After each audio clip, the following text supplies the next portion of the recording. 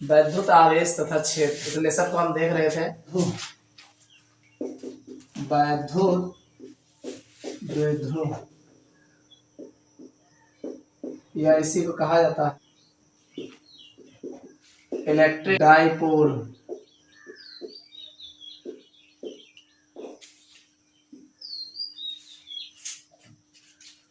हमारी अगली हेडिंग है वैद्युत द्विध्रुव या इलेक्ट्रिक डाइपोल।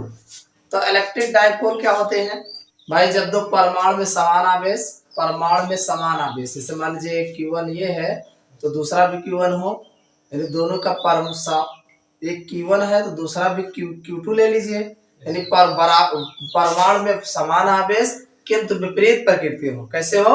विपरीत प्रकृति हो और एक दूसरे से अल्प दूरी पर रखे हो, तो वो जो है वैद्युत द्विध्रुव का निर्माण करते हैं। समझ में आ गया कि नहीं?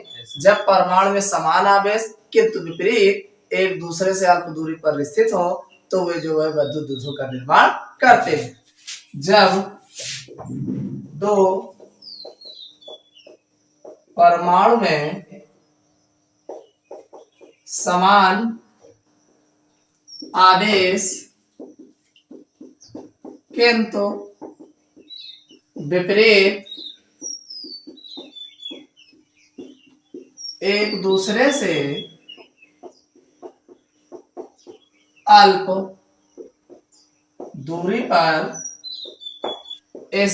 हो, तो ये वैद्युत द्विध्रुव का निर्माण करते हैं। हमने कहा जब दो परमाणु में समान आवेश किंतु विपरीत एक दूसरे से अल्प दूरी पर स्थित हो, तो ये वैद्युत द्विध्रुव का निर्माण करते हैं। क्योंकि द्विध्रुव दोनों आवेशों के विपरीत प्रकृति के होते हैं, इसलिए इन पर एक आघूर्ण कार्य करता है, जिसे वैद्युत द्विध्रुव का आघूर्ण कहते हैं।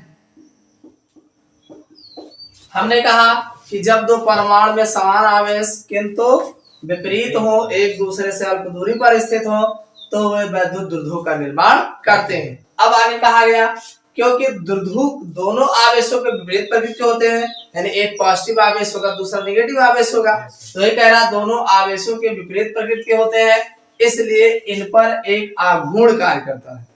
अरे दोनों आवेश विपरीत प्रकृति के रहते हैं ना, तो उन पर एक आघूर्ण कार्य करता है, जिसे वैद्युत द्विध्रुव का आघूर्ण कहते हैं। समझ में आ गया? हेडिंग डाल लो, द्विध्रुव का आघूर्ण।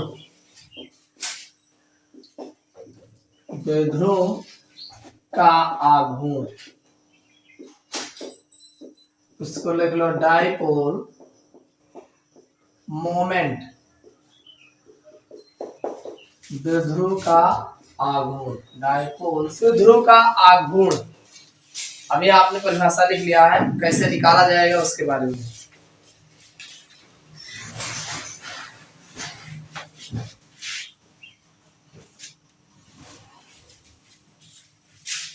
देखो कैसे निकालोगे। जैसे एक आवेश मान लीजिए ये है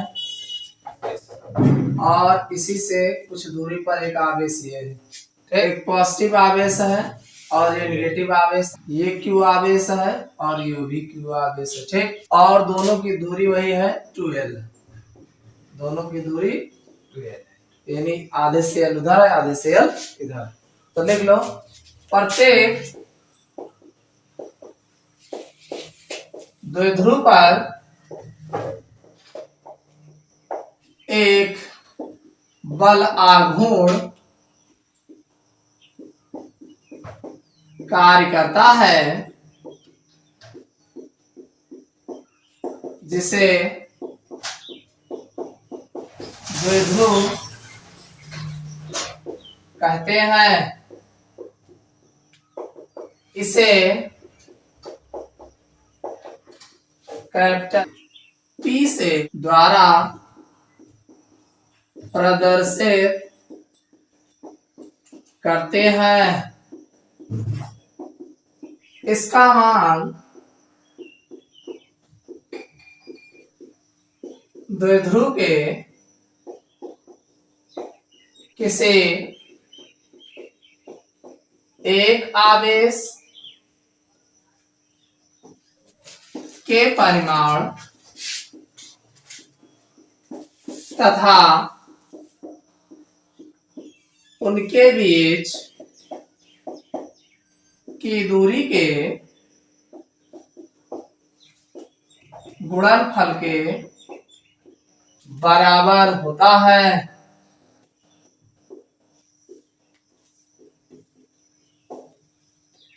गुणनफल के बराबर होता है। ये जो वैल्यू आएगा P बराबर Q गुणे 2L। हमने क्या कहा कि प्रत्येक द्विध्रुव पर एक बलाघूर्ण कार्य करता है। हर एक द्विध्रुव पर बलाघूर्ण कार्य करता है, जिसे द्विध्रुव कहते हैं। द्विध्रुव का आघूर्ण आप कह सकते हैं, जिसे द्विध्रुव का आघूर्ण कहते हैं। इसे कैपिटल P द्वारा, यानी द्विध्रुव को जो है हम P से प्रदर्शित करते हैं। किससे प्रदर्शित करते हैं? P द्वारा प्रदर्शित करते हैं। इसका मान क्या होता है कि द्विध्रुव के किसी एक आवेश, यानी दोनों में से कोनो एक आवेश ले लीजिए और एक आवेश के परिमाण तथा उनके बीच की दूरी। अब ये बीच की दूरी कितना है? दोनों के गुणनफल के बराबर, यानी P बराबर Q गुणे 2L। समझ में आ गई? जैसे Q जो है, दोनों में से एक Q ले लो, एक Q आवेश का मान ले लो और इनके बीच की दूरी कितनी है? 2L है। तो जो दूरी होगा इन दोनों के गुणनफल के बराबर होता है। समझ में आ गया? किसी y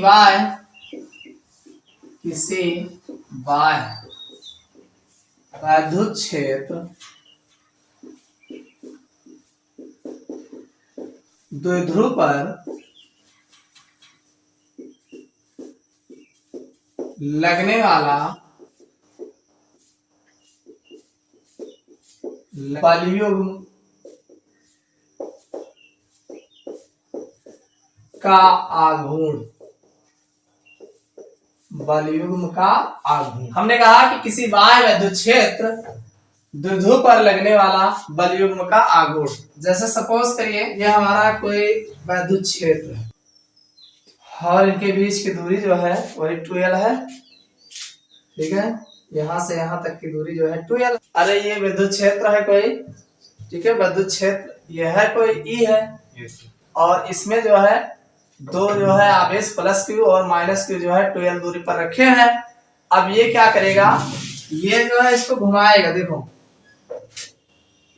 ये ऐसे विपरीत रखे गए हैं। विद्युत जो धाराएं, विद्युत क्षेत्र की तीव्रता है वो ऐसे है डायरेक्शन में। मान लीजिए इस डायरेक्शन में है, एक निश्चित डायरेक्शन में। ठीक, अब डायरेक्शन में ऐसे है तो अब क्या करेंगे, आप बीच में ऐसे कर दोगे, जैसे पानी का बहाव ऐसे है और आप जो है उसके विपरीत ऐसे खड़े हो जाओगे तो पानी क्या करेगा, आपको ऐसे करने का प्रयास करेगा। तो बस ऐसे ही यहाँ पे रखा गया है। जो इसका विद्युत क्षेत्र की तीव्रता थी, अब उसको जो है ये घुमा करके सीधा करने का प्रयास करेगा। लिख लो, यदि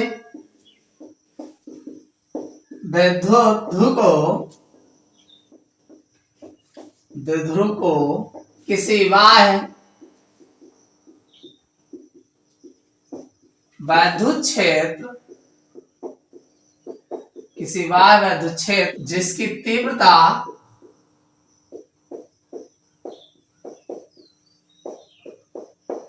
कैपिटल E में रखा गया हो, तो द्विध्रुव पर एक बलयुग्म का आघूर्ण कार्य करता है, जो कि द्विध्रुव को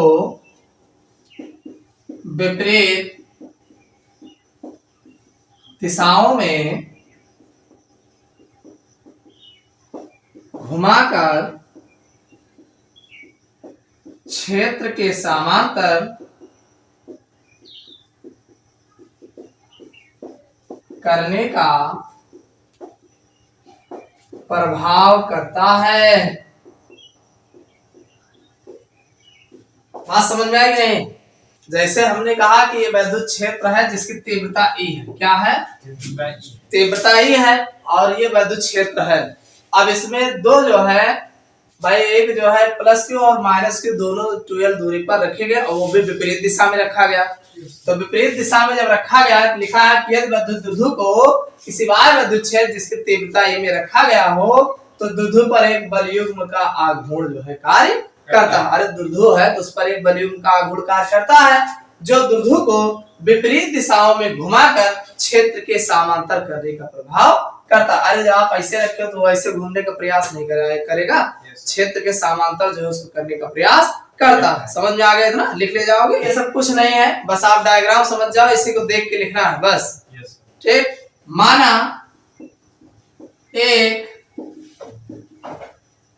वैद्युत द्विध्रुव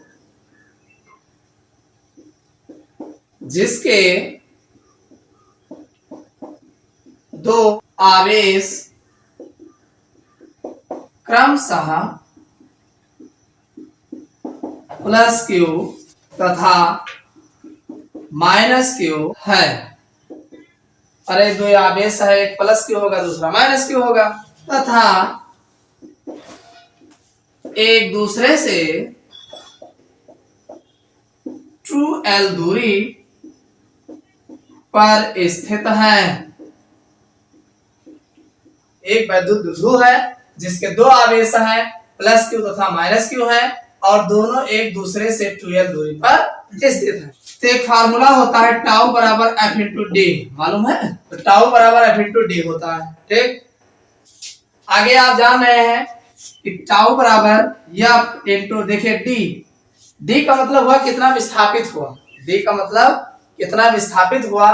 तो देखिए ये देखो, ये यहाँ था, ध्यान समझिए, इसको यहीं रोक लो, ये यहाँ था तो ये सीधा होगा तो यहाँ आएगा। कोण अगर थीटा है, यहाँ समझो, ये कोण थीटा है ना, अगर देखा जाए एक आधार मान लो तो ये कोण थीटा है, तो साइन थीटा बराबर क्या होगा? साइन थीटा बराबर लंब बटा कर्ण, यही तो होता है। और लंब कौन आया वहां? लंब यही तो है, तो लंब बीसी होएगा और कर्ण कौन है? ई आए, तो ई आए 2l और बटा 1 मान लियो तो बीसी बराबर क्या होगा? sin theta 2l sin theta. BC बराबर क्या होगा? 2l sin theta. हाँ, तो बीसी की वैल्यू यहाँ जो आएगी ये हो जाएगा 2l sin थीटा। समझ में आ गया नहीं? तो यहाँ पे d जो विस्थापन हुआ है यहाँ से यहाँ तक BC हुआ है, ये F इंटू BC होगा। अरे विस्थापन BC हुआ है तो आपका टाउ बराबर हो जाएगा F इंटू BC बराबर ये है ना? Yes sir. और F जो होता है F, आपने एक फार्मूला पढ़ा है, क्या पढ़ा है? वैद्युत क्षेत्र की तीव्रता E बराबर F अपान Q, दे बराबर F अपान Q होता है और F बराबर क्या हो जाए? E into Q। अरे E बराबर है अपान Q, यही देख लियो, E बराबर है अपान Q बटा 1 मानोगे, बटा 1 मानोगे तो F बराबर EQ ना हो जाएगा। तो यहाँ पे ध्यान समझिएगा, ये BC विस्थापन हो गया, F की वैल्यू है EQ और इंटू BC की वैल्यू क्या है? 2l sin theta. सदरा समझ में आ गया नहीं? Yes sir. और एक चीज जान लो, अभी अभी हमने आपको बताया है, क्या बताया है कि P बराबर Q इंटू 2l, अभी अभी बलागुण P बराबर Q इंटू 2l, अभी अभी P बराबर लिखे हो ना, तो Q इंटू 2l का हो जाए? P हो जाए और E है ये है, तो टाउ बराबर का आ जाए? PE sin theta. अरे P बराबर Q इंटू 2l और Q इंटू 2l बराबर P होएगा, P हमने पहले लिख दिया है, समझ में आ गया? तो टाउ बराबर PE sin theta, EP sin theta, थोड़ा काम थोड़ा दिक्कत लगा, P आराम से लिख लीजिए। तो टाउ बराबर पीई साइन थीटा से निकाले ना। यही टाउ जो है बल युग्म का आघूर्ण, समझ में आ गया, नया नहीं किया। हमने कहा टाउ बराबर एफ इंटू डी होता है, गलत पता है टाउ बराबर एफ इंटू डी। तो अब डी विस्थापन कितना हुआ, हिया रहा घूम के हिया आएगा, तो यही विस्थापन यानी बीसी विस्थापित हुआ। तो हम जानते हैं कि साइन थीटा बराबर लंबटा कण होता है, थीटा कोण अगर का मान ले हम तो साइन थीटा बराबर लंबटा कण, लंब हमारा यहाँ से यहाँ तक, यहाँ से यहाँ तक, तो जब बीसी विस्थापित हुआ तो हमने बीसी लिख दिया। और कण हमारा 2l है यहाँ से यहाँ तक, तो हमने 2l लिख दिया। तो बीसी बराबर 2l साइन थीटा हो गया, क्लियर हो गया। अब दूसरा हम एक और जानते हैं कि विद्युत क्षेत्र की जो तीव्रता E बराबर होता है F अपान Q होता है। तो ठीक है, F बराबर E अपान E इंटू Q हो जाएगा। और सुनिए, तो हमने टाउ बराबर F इंटू D में D का BC मान लिया, BC हुआ, और F जो है F की वैल्यू EQ रख दिया और BC की वैल्यू 2l sin थीटा रख दिया। तो अब Q इंटू 2l बराबर P होता है, तो हमने इतने का मान P रख दिया और ये है sin थीटा बचा। इतना समझ में आ गया। तो टाउ बराबर P sin थीटा। मान लो 90 डिग्री अगर घुमा होता है, कई डिग्री घुमा होता है तो कितना होगा, अधिकतम कितना होगा, न्यूनतम कितना होगा। ठीक, तो लिख लो नंबर 1, विद्युत क्षेत्र में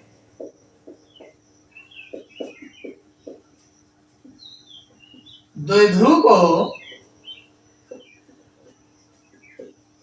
को 90 डिग्री की कोण पर रखने से लगने वाला बल युग्म का आघूर्ण, बल युग्म का आघूर्ण, अगर मान लीजिए हम 90 डिग्री के एंगल पर रखते हैं तब कितना बल युग्म का आघूर्ण लगेगा। टाउ बराबर होता है पीई साइन थीटा, यही तो निकाले हो। और थीटा बराबर रख दियो 90 डिग्री। ठीक, तो और साइन 90 के वैल्यू कितना होता है, 1 होता है। कितना होता है, 1 होता है। ठीक है, साइन 90 वैल्यू 1 होता है। तो टाउ बराबर पीई, अरे साइन 90 रखोगे ना, साइन 90 1 हो जाए, तो टाउ बराबर पीई आ जाए। समझ में आवा। तो आपको मैक्सिमम मिल जाएगा, क्या मिलेगा, मैक्सिमम वैल्यू टाउ की मिल जाएगी। ठीक, अगर आप 90 डिग्री में रखोगे तो समझ में आएगा कि नहीं। yes, और दूसरी कंडीशन है, बाह्य विद्युत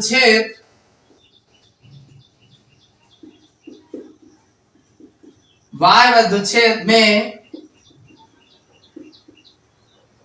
द्विध्रुव को क्षेत्र के समांतर रखने पर लगने वाला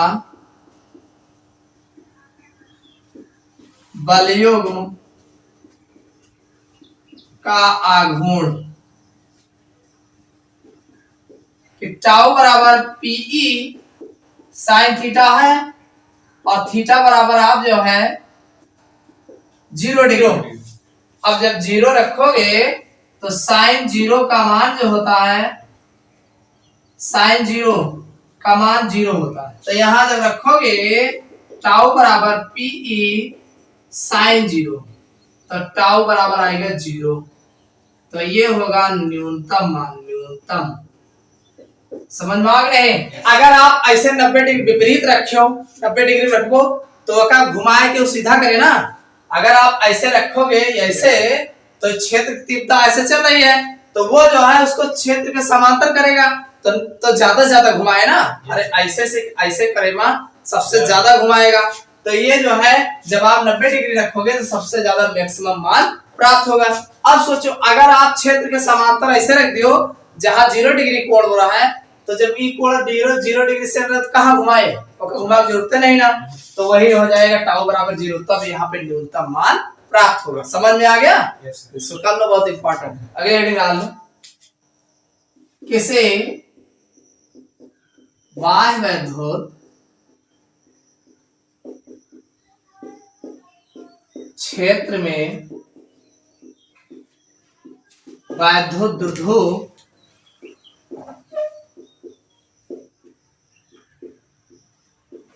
को घुमाने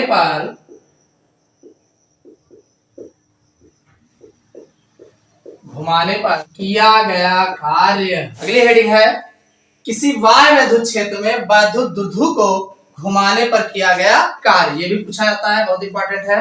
सपोज करो ये आपका जो है वैद्युत क्षेत्र है। मान लीजिए कि ये दो आवेश रखे गए, एक द्विध्रुव रखा गया।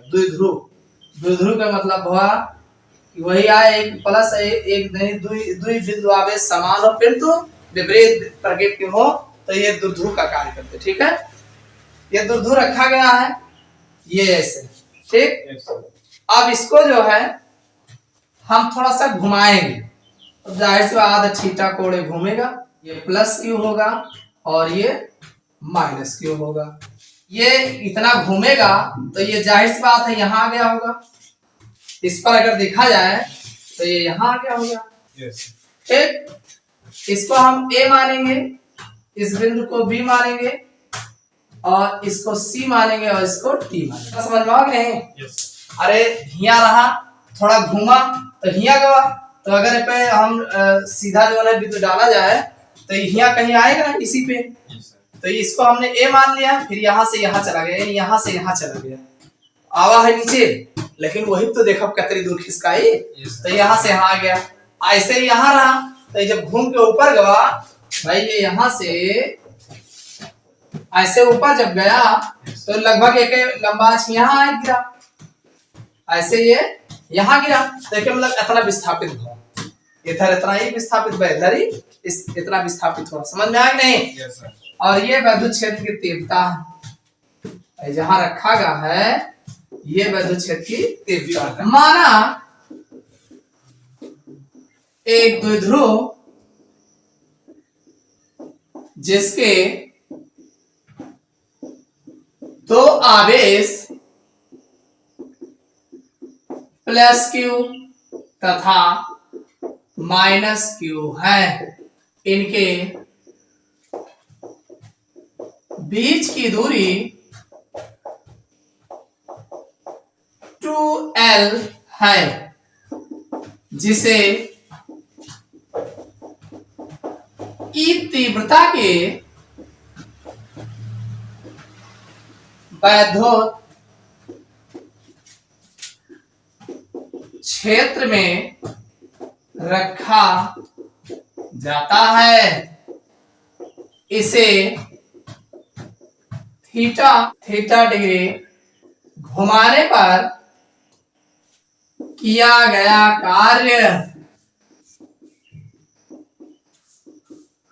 थीटा डिग्री जो है घुमाते हैं तो कितना कार्य किया गया, यही निकालना है। जानते हैं W बराबर क्या होता है?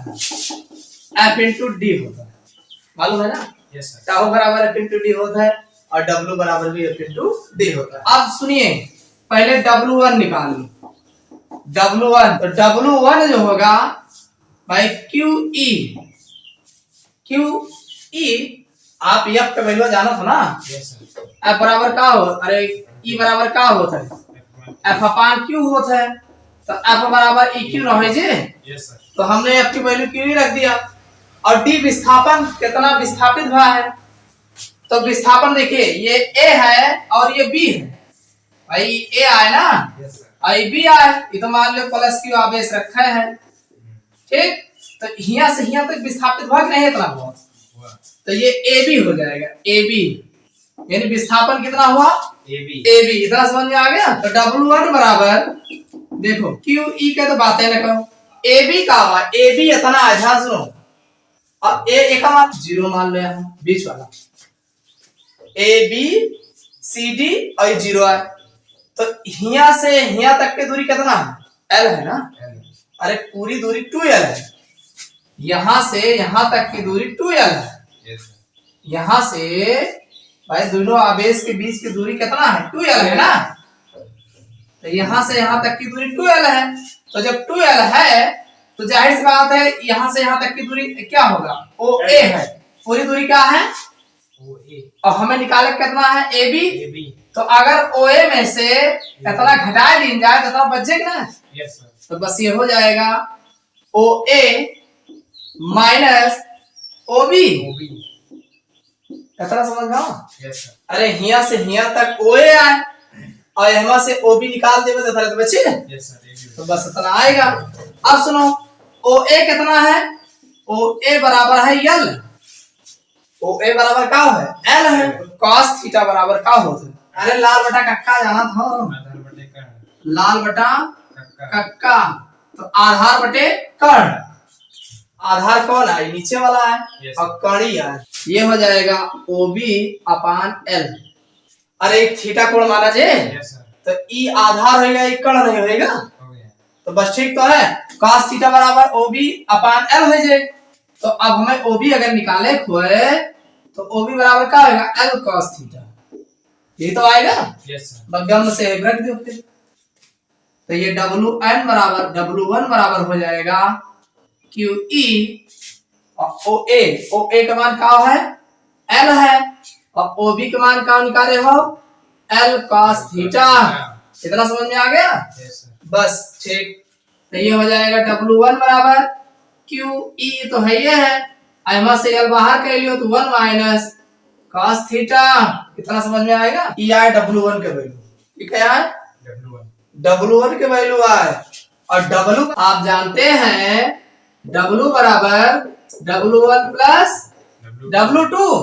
तो बस अगर W1 के वैल्यू इतना है तो W2 का वैल्यू भी इतना ही हुए। Yes sir.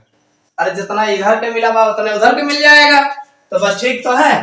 तो W बराबर आ जाएगा, इस पर 2 से मल्टीप्लाई करा दो, 2QE L और 1 माइनस cos थीटा। इतना समझ में आया कि नहीं? Yes sir. और हमें एक चीज और जाना था, P बराबर क्या होता है? Q गुणे 2L होता है। P बराबर Q गुणे।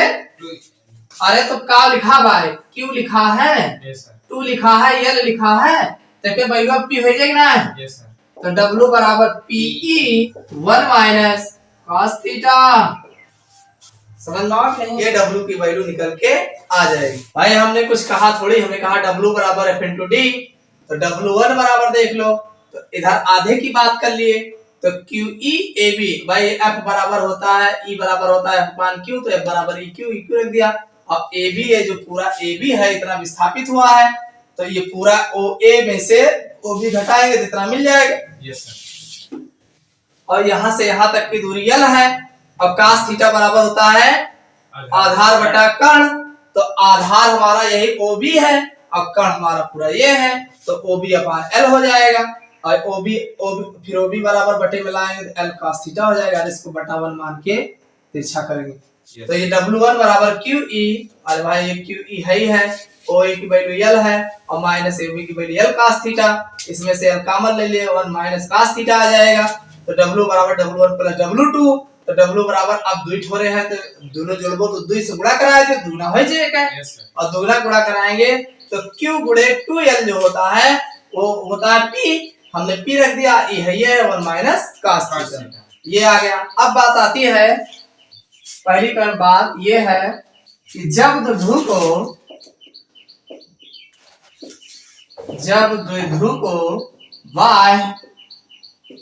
वैद्युत क्षेत्र में 90 डिग्री घुमाया जाए, मान लियो 90 डिग्री घुमाया जाए तो W बराबर आप जान रहे हैं PE 1 माइनस cos थीटा। इतना पता है ना? Yes sir. अब आप क्या कर रहे हो? थीटा बराबर 90 डिग्री ले रहे हो। cos 90 बराबर होते 0। cos 90 बराबर 0। तो W बराबर PE 1 माइनस cos 90। ठीक। तो ये आ जाएगा PE 1 माइनस cos 0। ये 0 आ जाएगा। Yes sir. ठीक। तो 1 माइनस 0 और एक में से 0 घटाओ तो कुछ ना बचे। वो एक 0 भाई एक में से 0 का 1 बचा। तो ये W बराबर सीधा सीधा आ जाए PE। ठीक। अब दूसरी कंडीशन ये है, जब द्विध्रुव को 180 डिग्री घुमाया जाए तो यानी अब की बार 180 घुमा दो तो जानते हो W बराबर PE 1 माइनस cos थीटा। तो अब आप थीटा बराबर 180 डिग्री ले लियो, तो cos 180 डिग्री बराबर होता है -1। क्या होता है? -1। तो आप W बराबर जब रखोगे तो PE है और 1 माइनस cos 180, ठीक। तो E आ जाए PE 1 माइनस cos 180 वैल्यू है -1, ठीक। यही तो है। अब ये आ जाए PE, अभी जुड़ जाए ना, 1 1 जुड़ जाए तो E आ जाए 2 हो जाए 2। तो W बराबर आपको मिल जाएगा 2PE मिल जाएगा। क्या मिल जाएगा? 2PE मिल जाएगा। तो ये है आपका भाई। अगर हम 90 डिग्री को एंगल पे जो है घुमाएंगे तो 90 डिग्री के एंगल पे घुमाएंगे PE मिलेगा। और अगर जब दूधू को 180 डिग्री सेल्सियस पे घुमाएंगे तो 1 माइनस cos थीटा, थीटा की वैल्यू 180, cos 180 वैल्यू -1 होता है। तो W बराबर P 1 minus cos 180, cos 180 value -1, minus minus से हो जाएगा प्लस, हो जाएगा 2 और आई जे W बराबर 2PE आ जाएगा। सब तो जितना W मान दुगना हो जाए। समझ में आया नहीं? तो इस तरीके से किसी बाह्य विद्युत क्षेत्र में विद्युत दुधु को घुमाने पर किया गया कार्य। समझ में आ गया? डायग्राम समझ में आ जाएगा, सब समझ में आ जाएगा, ठीक।